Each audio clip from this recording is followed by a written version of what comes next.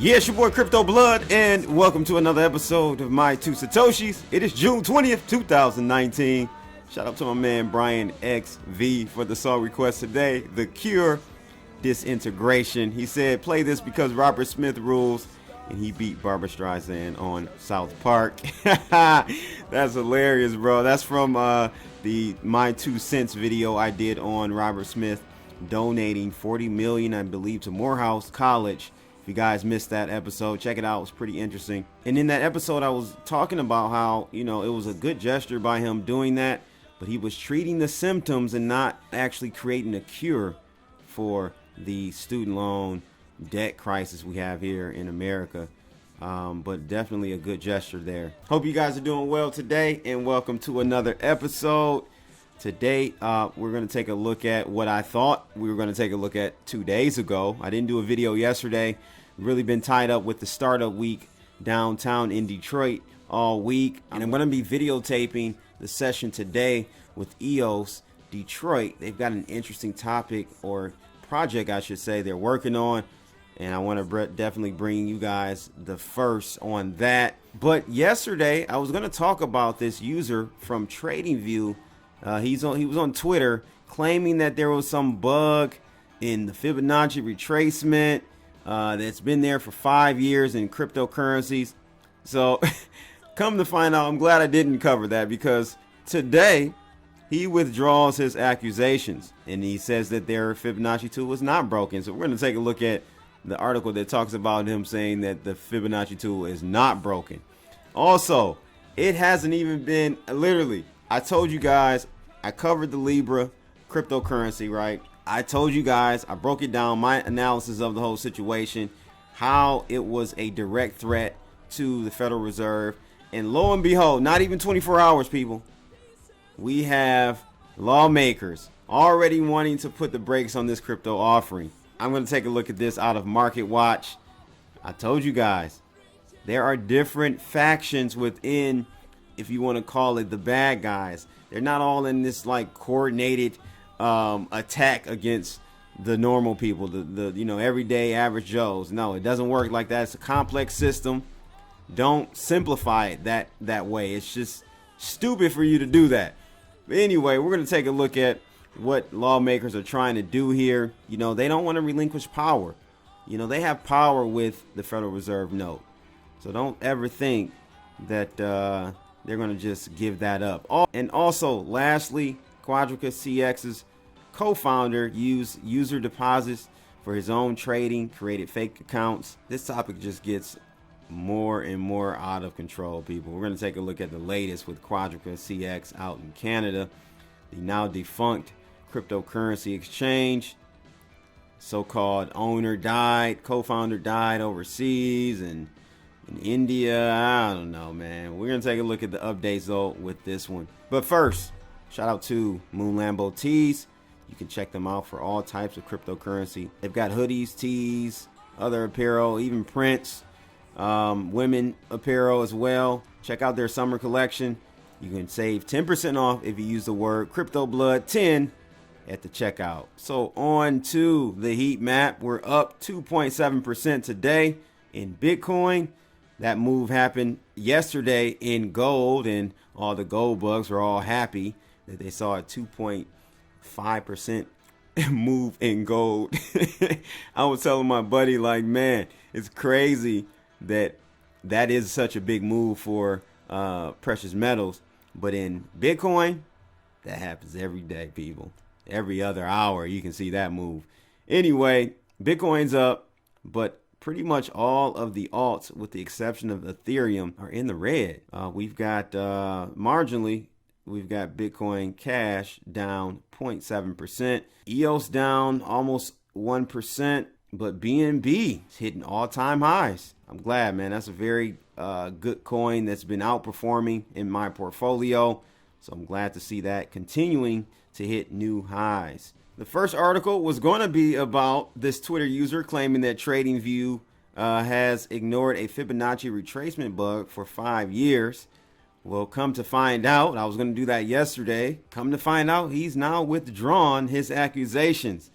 Let's see what's going on here. The CTO of TradingView, a popular chart analyst service, has told Cointelegraph in an email on June 18th that the previous reports of a bug in their Fibonacci retracement technical analysis tool were inaccurate. As Cointelegraph reported earlier this week, a tweet by self-proclaimed certified Elliott Wave analyst, Twitter user Crypto Teddy Bear, has claimed that TradingView's Fibonacci retracement technical analysis tool was broken.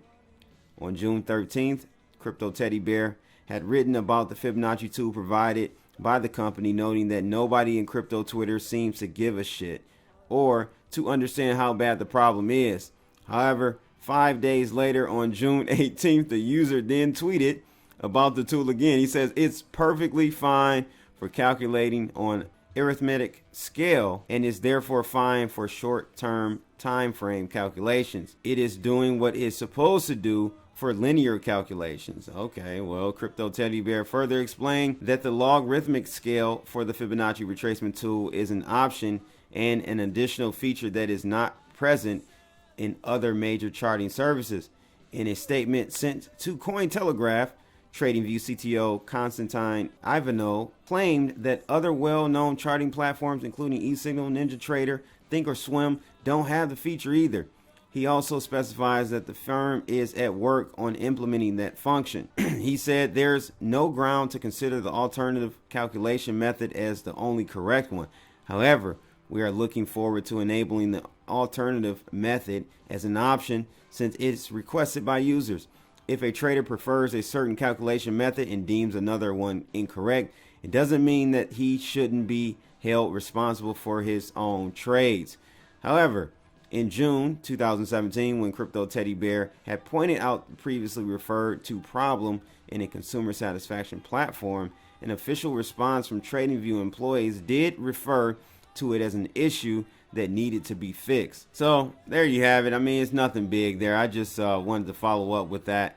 I saw that really trending on Twitter the other day. But what I really want to talk to you guys about is this situation with Facebook and lawmakers. They're already wanting to stop Facebook in this crypto offering, as I told you guys would probably happen and would be the major roadblock for Facebook. I'm not saying they won't get it passed per se, but what I'm saying is they're not going to be rolling out next year.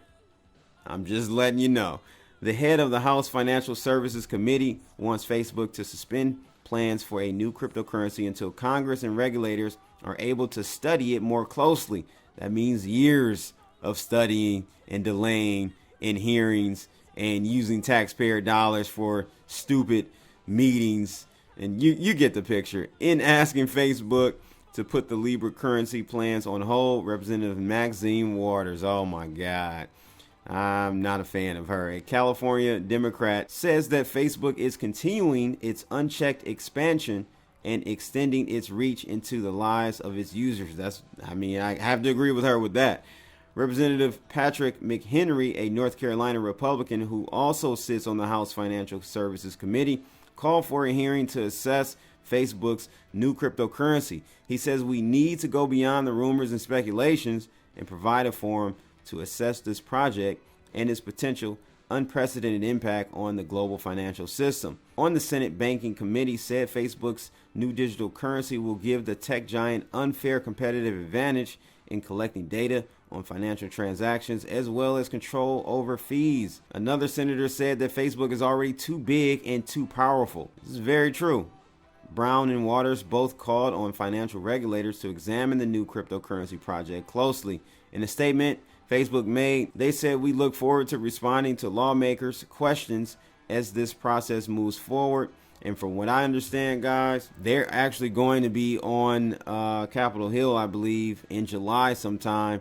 So they're going to have their first hearing about this Libra coin. And as I've stated, people, it is not going to go smoothly. They're not going to be rolling this out, in my opinion, Q1 of 2020.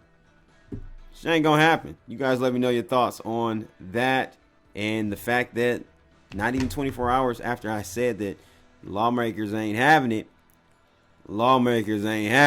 So anyway, Let me know your thoughts about that in the comments below, people. Last article, Cointelegraph.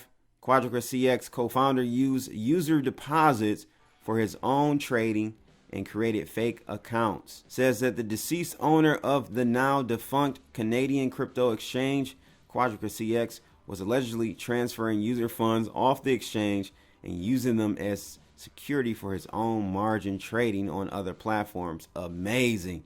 The news was revealed in the fifth report from court monitor Ernst & Young, filed on June 19th with the Supreme Court of Nova Scotia.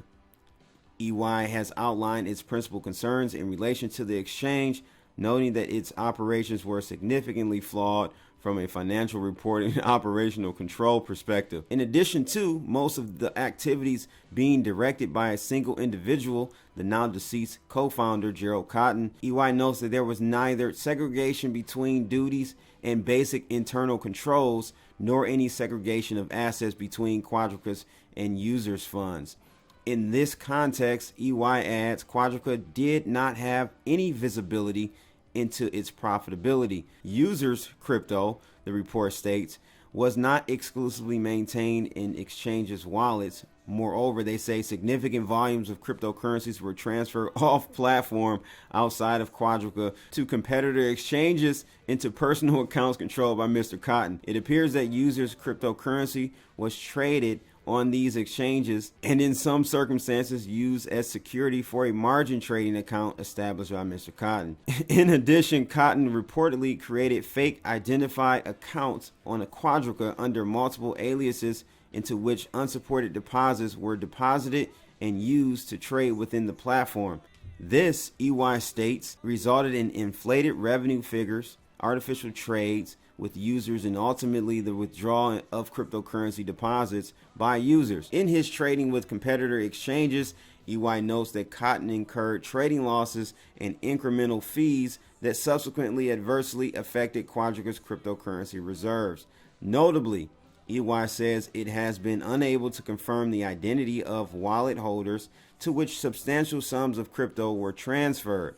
As of the filing date, a reported 76,000 users are owed a combination of fiat and cryptocurrency by Quadriga at an aggregate value of around $162 million. The report outlines in detail the crypto transfers and liquidations that EY identified from Quadriga to date with varying success, among which $60 million in Bitcoin remains unaccounted for, having been sold via an unnamed third-party exchange. The exchange ostensibly lost access to its cold wallets and corresponding keys that allegedly held the assets owed to its clients. But there you have it, man. Just this story just gets worse and worse, and just illustrates, in my opinion, why we need to get away from these centralized exchanges. Regulatory efforts will only increase the inefficiency of centralized exchanges, in my opinion.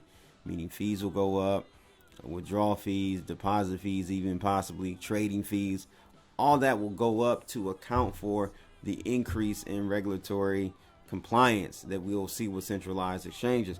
And so this is why we need to use blockchain to really leverage and drive traffic to these dexes where we can increase the liquidity pool there. Because that's really what the issue is ultimately right now at this early stage with decentralized exchanges. The liquidity is very low, so we need to get that up, and we'll see what happens. I think we'll get there, people. You guys let me know your thoughts on that. Also, let me know, what do you think about this Facebook situation? Are lawmakers going to just put a clamp down, brakes on this joint? I think so. I don't think the Libra coin is going to come out anytime soon. But that's pretty much it, though, for today, people. Make sure you guys like, share, and subscribe. And shout out to my man, Brian XV, for that song request, The Cure Disintegration. It's your boy, Crypto Blood, and that's my two Satoshis for June 20th, 2019. I'm out of here, people. Holla!